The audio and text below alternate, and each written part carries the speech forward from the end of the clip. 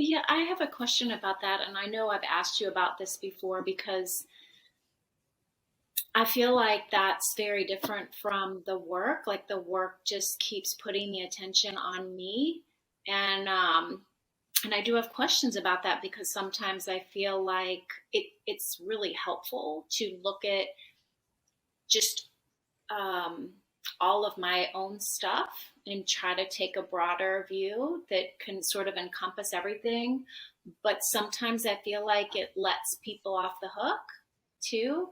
Not that I want to put someone on the hook, but like it doesn't necessarily address some things that maybe need to be addressed sometimes. So I get confused about that because it seems like in that situation, the work would say, well, just like turn it back on yourself, And so I get confused about that, how Yeah. to, how, like it's super helpful to live that way. It makes you more compassionate and loving towards the people around you. But in terms of being engaged in life in a way where, like there's connection, like you feel more connected and yet there's a loss of connection in some way.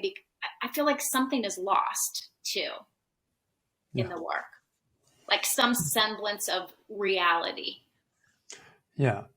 The work is not a replacement for living, for action. Like it's not a replacement for it. It's an adjunct. It's an addition to it's like basically there's two areas here. There's the world of action, doing things, saying things, all of that, which we use to change the world. This is the opposite of like loving what is like the world's fine as it is, don't need to change anything, right? So, but there's a place for doing things. There's a place for taking action. There's a place for for all of that on one level. The work just comes in as an addition to that, so that sometimes when I take action, I don't get results, and I get frustrated, and so I'm stuck with one hand, right? But when I come in with the work, I have another whole hand where I can, in case things don't go the way I want, I can work them and see if I can find where it's okay that I don't get it the way I want it to.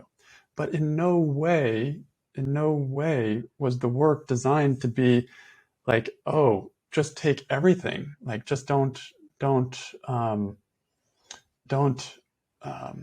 don't act anymore, right? Like that people can use that as an excuse. Can use the work as like, oh yeah, it's just everything's just my fault, or I mean, this is like the extreme version of using the work to blame yourself. I'm not saying that we do that often, but it can happen. And Well, that less blame. What misunderstanding. about like acceptance? Like to Bill's point, like I think Katie she has full acceptance for every single moment.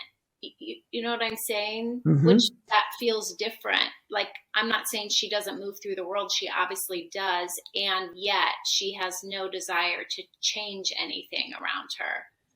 Right. But if you've ever spent any time around Byron Katie, you'll also see that she's very decisive, and she'll say no to this and yes to this, and she won't let people get away with crap. And she's tough, actually. She's like just the opposite of what you think of as complacent. Oh, I just do my work and everything's. She's a tough lady. And so my experience is the less defensive internally that I am, because the work is only about the internal. So the less defensive I am on the inside, the more I can be bold in what I'm actually saying to people.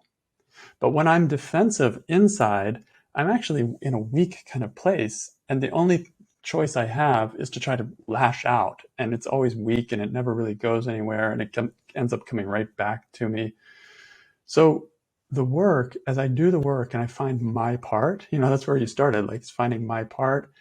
That if I really own that and I really start getting in touch with, yeah, I'm the only one who can make me a victim, and I start seeing that I don't have to do that, I stop feeling like a victim.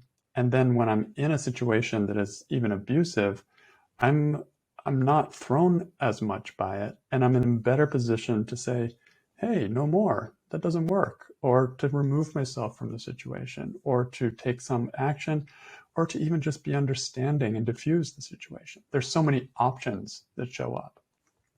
So the work gives me, it like gives the responsibility for my happiness back to myself.